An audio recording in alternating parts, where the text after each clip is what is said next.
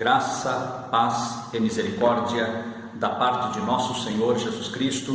Bem-vindo a você que nos acompanha neste canal para mais uma lição da Escola Bíblica Dominical, desta feita, lição de número 11, os atributos da unidade da fé. Atributos da unidade da fé: humildade, mansidão e longanimidade. Estamos nesse trimestre estudando a Igreja Eleita, sob o comentário do pastor Douglas Batista. Uma bênção essa escola dominical, e você que acompanha, certamente você tem o interesse do crescer na graça e no conhecimento. E eu peço a você que inscreva-se no canal, divulgue o canal e vamos acompanhando, seguindo e propagando a palavra do Senhor. O texto da nossa lição, o texto áureo, está na carta aos Efésios, capítulo 4, versículo 1, que diz: rogo-vos, pois, eu, o preso do Senhor, que andeis como é digno da vossa vocação com que fostes chamados. E a verdade prática, que é a aplicação deste texto de ouro, o texto central, na nossa vida prática. A unidade da igreja depende de que os crentes evidenciem no cotidiano a humildade, a mansidão e a longanimidade. Esses fazem parte do grupo do fruto do Espírito Santo, porque o que define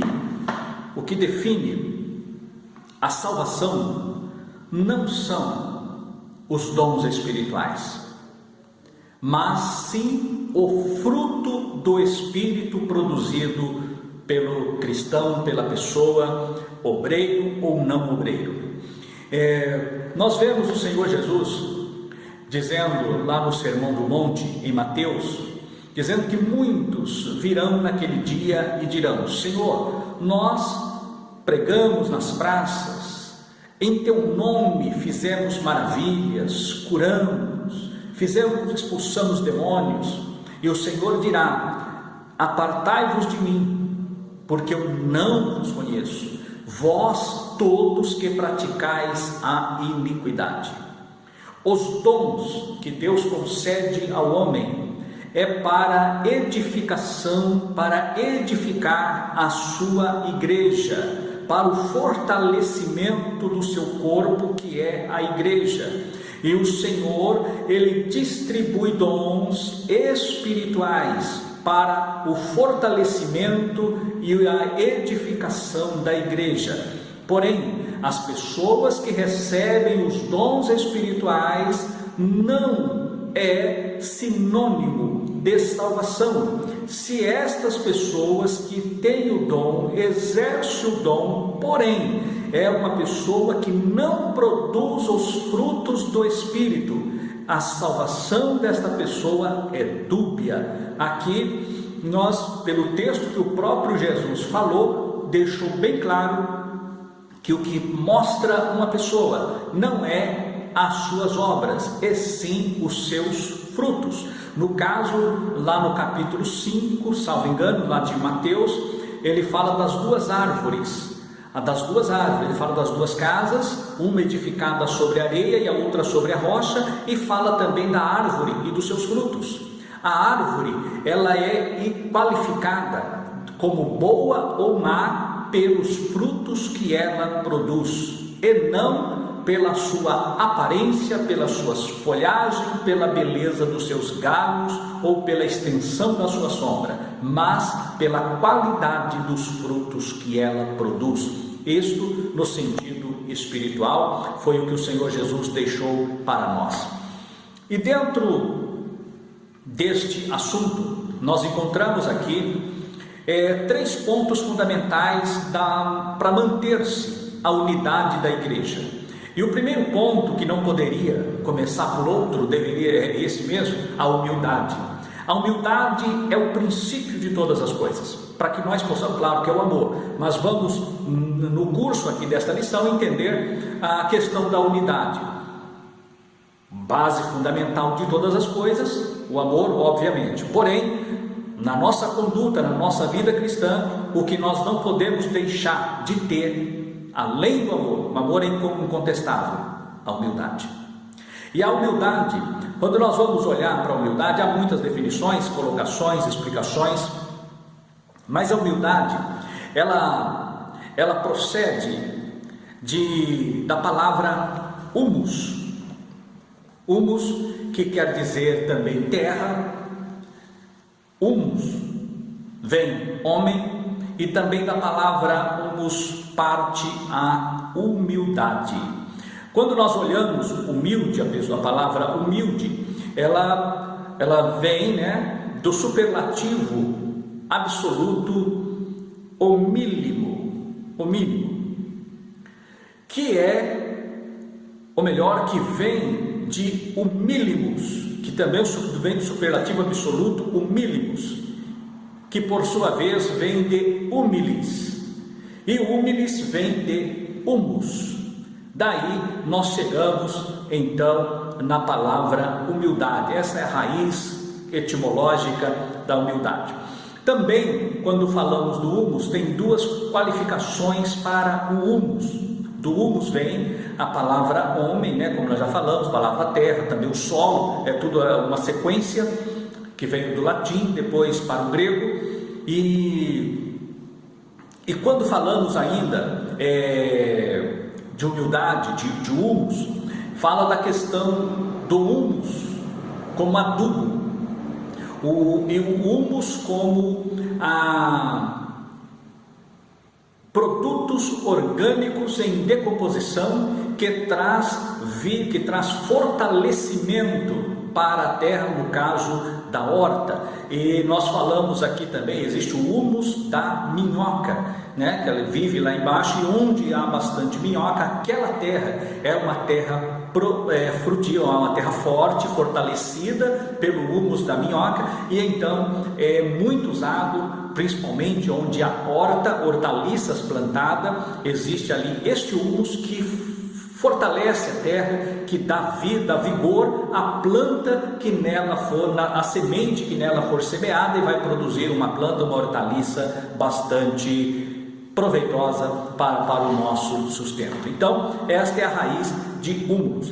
A princípio, a palavra humildade para os pagãos era sinônimo de fraqueza de caráter. Porém, com a igreja, com a palavra de Deus, nós encontramos o Senhor Jesus, ele trouxe um outro ensinamento. A humildade como a questão como qualidade, como virtude que o ser humano precisa ter. E esta virtude de caráter, ela se opõe ao defeito de caráter chamado orgulho e arrogância. O Senhor Jesus, ele mostra que a questão da humildade, o que nós precisamos deste requisito chamado humildade, para que possamos produzir bons frutos para a obra do Senhor Jesus.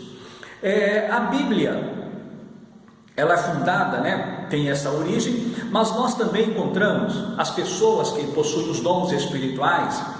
Nós encontramos aquelas pessoas que são os fundadores de igreja, pessoas, os missionários. Então eles são os fundadores que vão plantar, levando a palavra de Deus, são os semeadores. Também nós encontramos os ganhadores de almas, que não são aquelas pessoas que vão propriamente no campo missionário propriamente dito, mas trabalham na igreja local como evangelista, aquelas pessoas que muito auxiliam os pastores para o crescimento da igreja local, para o crescimento da igreja. Nós encontramos também aquelas pessoas, todos esses são pessoas importantes para o crescimento do corpo de Cristo aqui na terra. Mas tudo isso precisa estar imbuído da humildade, que sem a humildade de nada vale a capacidade de fazer. Nós temos pessoas, eu posso dizer que tive alguns pastores que cooperaram e muito para o nosso melhor. Todos cooperaram, mas uns mais, outros menos, e outros de uma forma mais profunda para o nosso ministério. nós encontramos pessoas que são muito usadas na palavra revelada, palavra profética. Deus dá à pessoa um texto bíblico e ela começa a explanar aquele texto bíblico, e dali o Espírito Santo revela uma palavra, traz uma palavra revelada, uma palavra profética de algo que está acontecendo ou prestes a acontecer, ou que já aconteceu e está encoberto, e esta palavra profética, ela vem para o fortalecimento da igreja, para confrontar a igreja, para despertar a igreja e para o seu crescimento, para a sua edificação. Então, essa palavra profética, pessoas que são usadas neste ministério. Assim também, existem pessoas que são usadas no ministério do ensino, ensinadoras. Tive um pastor, a grata satisfação de ser pastoreado por um pastor. Eu dizia que ele tinha uma mente brilhante, pela profundidade do seu ensino.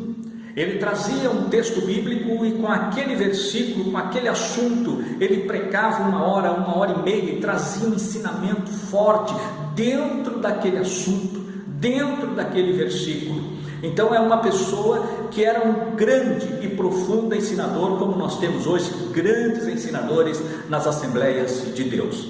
Também nós temos aquele outro pastor que ele era um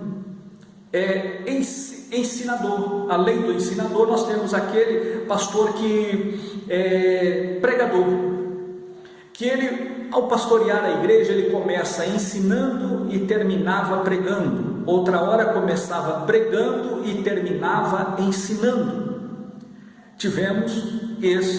Tive uma pessoa que tinha esses requisitos enquanto pastor, e nós tivemos o privilégio de ser por estas pessoas alcançados. Também tivemos aquele pastor que não era um ensinador, ele não era um pregador, ele não era um grande evangelista, não era, mas era alguém que dava todo o respaldo para os evangelistas, para quem evangelizava. Ele dava todo o respaldo aos que pregavam, aos que ensinavam, e a sua função era pastorear aquela pessoa que tinha a palavra de pai espiritual, aquela palavra de conselho, aquela palavra de orientação, aquela palavra de direção, de correção. Então ele tanto corrigia, quanto também orientava, e também dizia: olha, continua, meu filho, uma palavra de ânimo, de incentivo para o cristão. E todas as igrejas onde esse pastor passou, era uma igreja que crescia, crescia e crescia. Ele não era aquele pregador, ensinador, mas era um pastor de amor, um pastor de almas. E tivemos também aquele pastor que era um administrador. E como temos um pastor administrador que tem uma direção de Deus, uma visão de Deus para administrar a obra como um todo, para a condução das coisas de Deus, para que em tudo seja o nome do Senhor glorificado. Mas tudo isso que eu estou falando aqui, todas essas qualidades, elas são fundamentais para que elas possam verdadeiramente frutificarem para o reino de Deus. Elas não frutificarão se não forem humildes. As pessoas, nós precisamos ter a capacidade da humildade, sermos humildes. A humildade, ela precede a honra. Sem humildade, nós não chegaremos a lugar algum. Nós precisamos da humildade, porque a humildade, tudo que o homem for fazer, se ele não for humilde, de nada vale o que ele faz. Nós precisamos da humildade. A verdade é que a obra do Senhor, nem todos são olho, ouvido, boca, nariz, cabeça, braço, mão, pé, corpo, tronco. Não. Cada um de nós temos uma atividade na casa do Senhor, E cada um, naquilo para o qual foi chamado, ele tem a sua responsabilidade e ele tem também a sua participação no crescimento da igreja como um todo. Logo, nós não podemos usar, olha, mas aquele irmão, aquela irmã, ele prega, ele ensina. Não, irmãos, mais ou menos, não, cada um recebe o dom que recebeu de Deus, e neste dom que a pessoa recebeu de Deus, ele exerce para o crescimento geral do corpo. Cada um é cada um. Isso nós sempre procuramos ensinar. Foi assim que aprendemos que o meu lugar, o teu lugar, a minha posição, a tua posição, ninguém ameaça, ninguém tira essa posição de você, a não ser você mesmo, a não ser eu mesmo, pela arrogância e pelo orgulho. A chamada de Deus para cada crente, Deus tem uma atividade, Deus tem uma chamada, Deus tem um propósito, e é nesta chamada, é neste propósito que o nome do Senhor é glorificado. Nós não podemos achar, olha, aquele ou aquela vai brilhar mais do que um ou outro. Não, irmãos, na obra de Deus, quem brilha, o nome brilho, quando nós vamos buscar na etimologia, está ligado à santidade, está ligado à glória, está ligado à presença de Deus. E a presença do Senhor na igreja, Deus usa a todos. Logo, quem brilha não é o homem, quem brilha é Jesus. Não é a pessoa porque ela trouxe uma palavra profética e cumpriu-se, não, porque Deus deu o dom.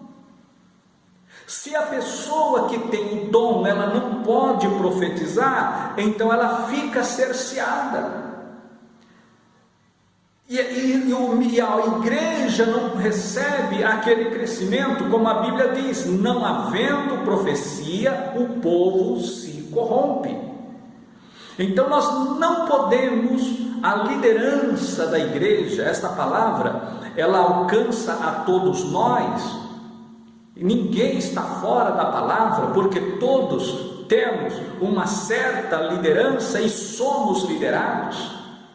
Então nós precisamos da humildade para reconhecer a maneira como Deus usa a cada um, e a maneira como Deus usa a cada um cooperará para o crescimento da igreja como um todo. Me recordo de uma cidade, e faço aqui menção, posso fazer menção, é uma cidade pequena, que ainda hoje, lá no norte do Paraná, uma cidade pequena, ela não possui, naquela cidade, mais do que 6.000 habitantes, ainda hoje. O seu nome, Atalaia. Esta cidade não era campo, fazia parte do campo de Maringá. Mas desta cidade, pequena cidade de Atalaia, surgiram mais de 20 pastores, e mais de 10 pastores hoje são pastores presidentes de campo, fruto daquela cidade. Era uma cidade pequena, é uma cidade pequena, população rural, mas Deus escolheu como um celeiro de pastores e de obreiros. Isso mostra que Deus, Ele está olhando para o ser humano de forma individual. Nós precisamos desta humildade para que a igreja possa ser uma, para que a igreja possa viver em unidade. É impossível a igreja viver em unidade se não houver humildade. Humildade. Então, a humildade é fundamental para o crescimento individual, para o crescimento coletivo de toda a igreja, de toda a comunidade. Deus não chamou a todos como pastores, Deus não chamou a todos como pregadores, Deus não chamou a todos como profetas, Deus não chamou a todos como ensinadores, Deus não chamou a todos como evangelistas, Deus não chamou a todos como aqueles operadores de milagres, Deus não chamou a todos como aqueles que recebem aquela palavra de impacto reveladora, não, aquelas pessoas chamadas para o ministério da oração. Deus não chamou a todos assim, mas todos compõem, fazem parte de um mesmo corpo, que com humildade seremos um para a glória do nome do Senhor Jesus. Na oração sacerdotal de Jesus, registrada em João, no capítulo 17, versículo 20, a seguir diz o seguinte: e não rogo somente por estes, mas também por aqueles que pela tua palavra hão de crer em mim, para que todos sejam um, como tu, ó Pai, o és em mim, e eu em ti, que também eles sejam um em nós, para que o mundo creia que tu me enviaste. E eu dei-lhes a glória que a mim me deste, para que sejam um, como nós somos um. Eu neles, e tu em mim, para que eles sejam perfeitos em unidade, para que o mundo conheça que tu me enviaste a mim, e que os que tens amado, eles como me tens amado a mim. Aqui está o fechamento desta palavra da humildade, para que possamos crer, ou melhor, crescer em unidade para a glória do Senhor. O outro ponto abordava aqui na lição os atributos da unidade da fé, humildade, e depois nós encontramos mansidão. A palavra mansidão, nós já podemos reportar o que diz Jesus no Evangelho segundo Mateus, capítulo 11, e o versículo 29, que diz assim: tomai sobre vós o meu jugo, e aprendei de mim, que sou manso e humilde de coração, e encontrareis descanso para as vossas almas, porque o meu jugo é suave e o meu fardo é leve. Aqui vemos o Senhor Jesus dizendo: manso e humilde de coração, humildade e mansidão. Falamos da humildade, agora falaremos sobre a mansidão. A mansidão, ela tem a diferença oposta do bravo, e as pessoas às vezes confundem a pessoa calma com a pessoa mansa. O calmo, é questão temperamental. O manso é espiritual, é fruto do Espírito. Existem pessoas que têm um temperamento explosivo, ela é colérica, ela é sanguínea, mas espiritualmente é uma pessoa que tem a mansidão, que é mansa. Outras pessoas, ela é fleumática, ela é aquela pessoa melancólica, passiva, calma, quase parada, porém ela não é mansa, ela não é mansa. A mansidão é diferente do temperamento nosso, humano. Agora, o que precisamos entender é que, apesar dos 4 temperamentos, não é porque uma pessoa é melancólica que ela não serve para a obra, ou que ela seja fleumática, não serve para a obra, não é porque ela é sanguínea que ela não serve para a obra, não é porque ela é colérica que ela não serve para a obra. Os temperamentos nada têm a ver com os frutos do Espírito, porque há pessoas que ele tem o dom do Espírito, mas falta-lhe a qualidade do fruto. Não adianta nada, não adianta, nós precisamos ter fruto. Os dons o Senhor deu sem arrependimento. Aqui, eu quero fazer, nessa abordagem da questão de mansidão, às vezes nós falamos de Davi. Davi era uma pessoa mansa ou não? Há de se questionar. Se nós olharmos para a Bíblia, nós vamos encontrar no capítulo, não marquei aqui, mas a respeito de Moisés.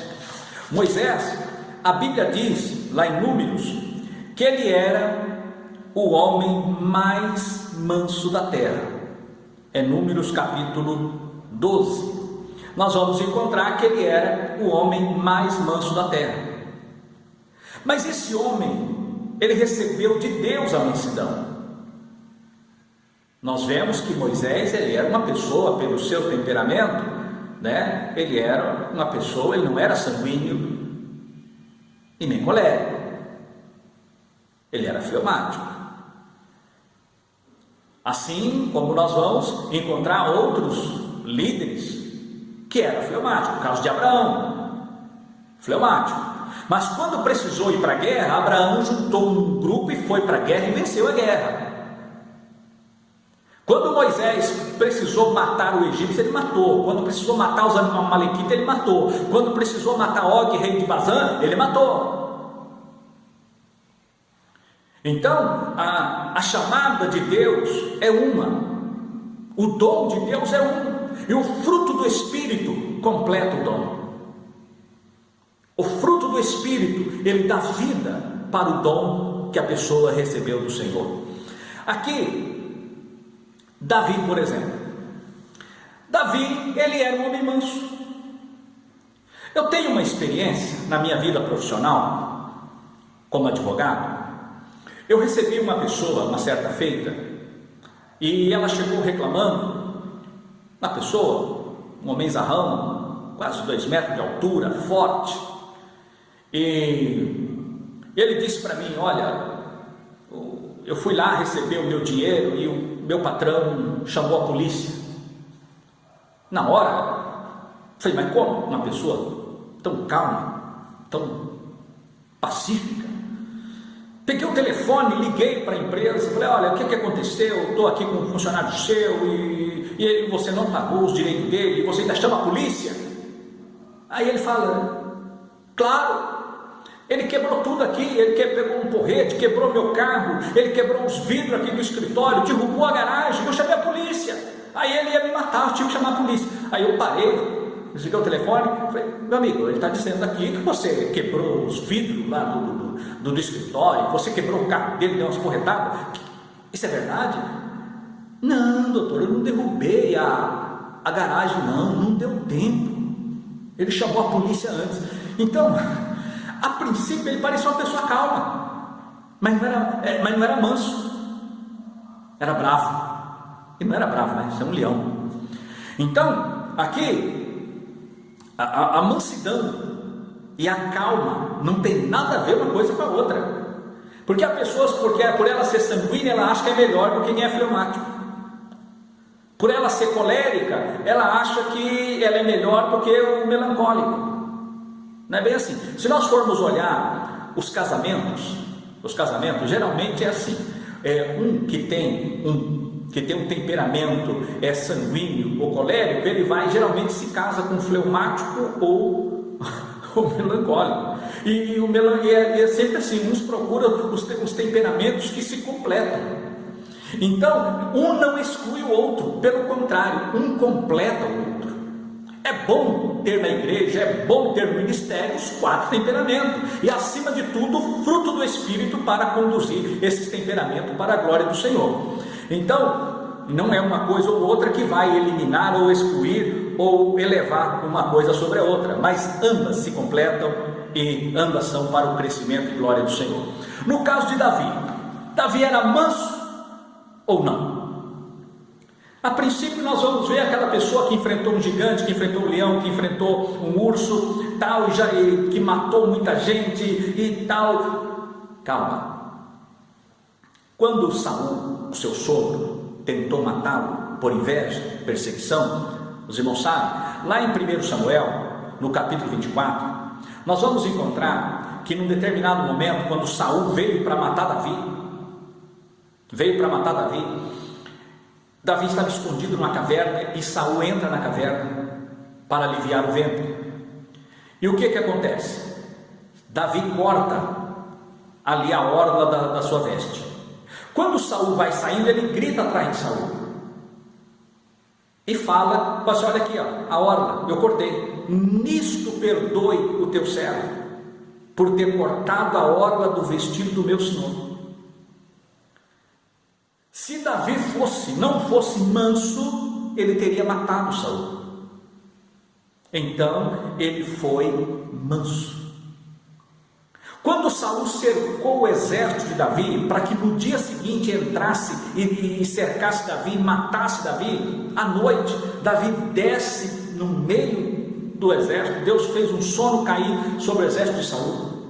Davi vai lá e pega a lança de Saul, a bilha com água, e foge. Depois ele grita para Saul: Abner, você é o mais valente, você merecia ser morto, porque não guardaste o ungido do Senhor. Onde está a lança? Onde está a bilha com água? E ele mostra ali, mostrando que ele não era uma pessoa que não tinha o equilíbrio de Deus. Davi foi um homem manso. Então nós temos que ver e compreender essa questão da mansidão. A pessoa mansa não é aquela pessoa que espera o golpe fatal.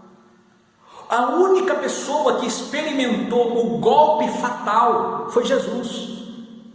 Ele veio para isso. Ele veio para morrer em nosso lugar. Então ele esperou o golpe fatal, que foi a cruz. Mas Paulo desceu em um cesto. Muitos discípulos fugiram, muitos discípulos correram para não morrer e levaram a palavra de Deus. E ainda hoje é assim.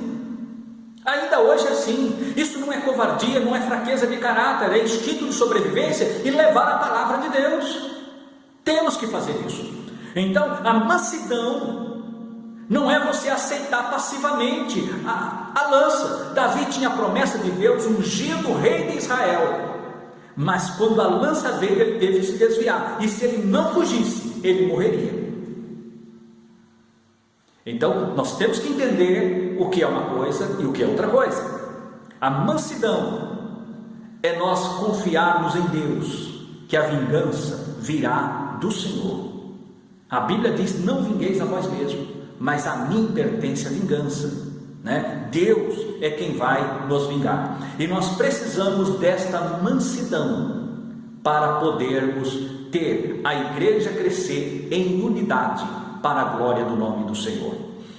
E por fim, nós encontramos aqui ainda na nossa lição o outro ponto que nós precisamos, atributos, né, da unidade da fé cristã: humildade, mansidão e longanimidade. Longanimidade.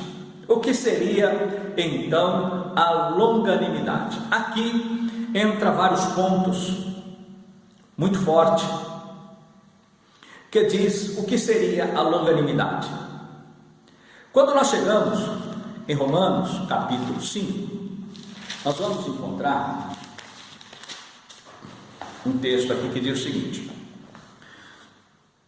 tendo sido, pois, justificados pela fé, temos paz com Deus por nosso Senhor Jesus Cristo, pelo qual também temos entrada pela fé a esta graça, na qual estamos firmes e nos gloriamos na esperança da glória de Deus.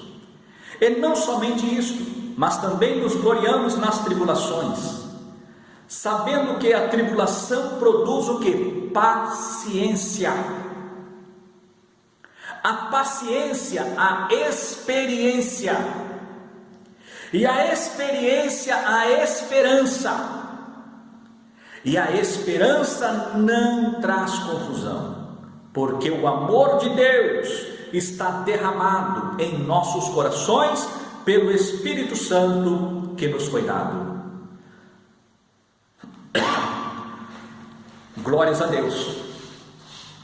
O que vemos aqui? A tribulação produz a paciência. Tribulação produz a paciência. A paciência, a experiência. E a experiência, a esperança. Aqui nós vemos que a longanimidade tem a ver com a paciência, tem a ver com a tolerância. Tolerante. A tolerância tem que ser constante. E o que seria então essa tolerância? Suportar o excesso dos maus.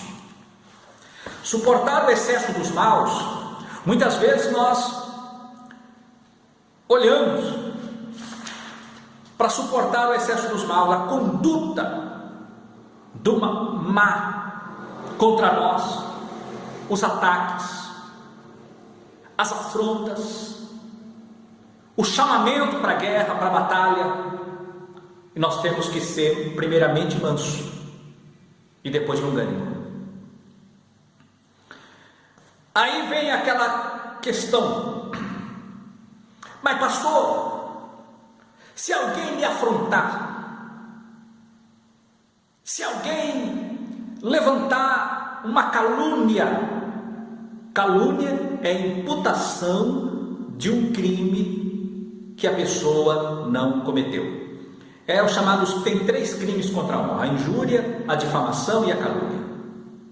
A difamação é você difamar alguém, falar que a pessoa, chamá-la, não, o fulano é ladrão, entendeu? Por exemplo, imputar uma conduta má à pessoa.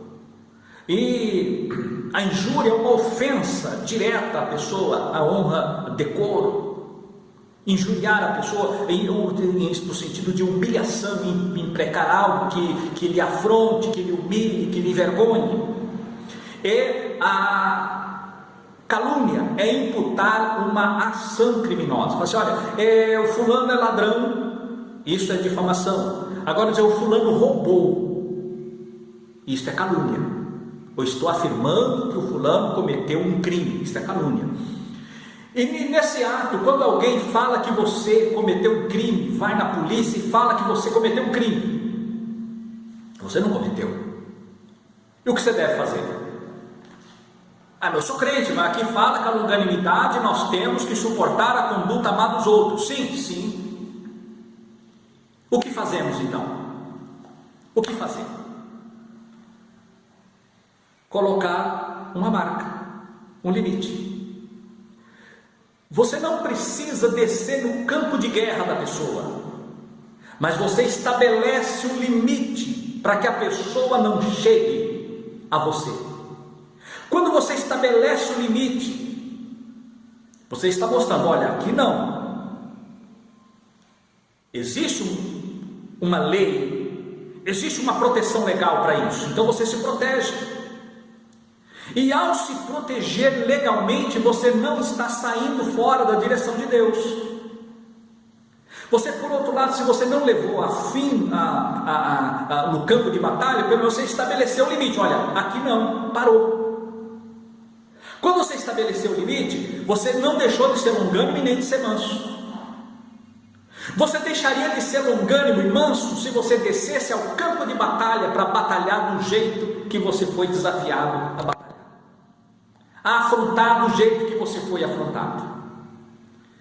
Então, muitas vezes na vida cristã, nós encontramos pessoas que elas sofreram várias circunstâncias, várias perdas, e a pessoa não se moveu. Para isso existem as leis da terra, a justiça, as leis.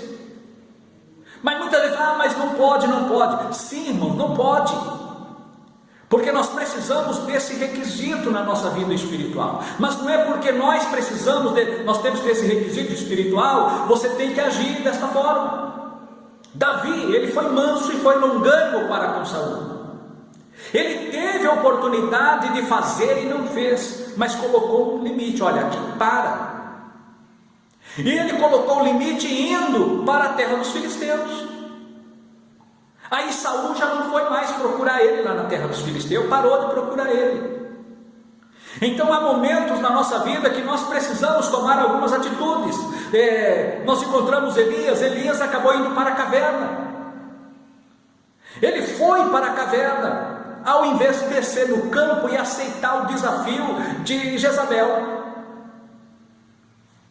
Quem ia matar Jezabel? Quem ia matar e tratar com Jezabel era aquele a quem Deus havia orientado depois disso, né? No encontro ali na caverna, que Deus teve um encontro com Elias, ele falou: você vai ungir Jeú como rei de Israel. E foi Jeú quem tratou com Jezabel, e não Elias.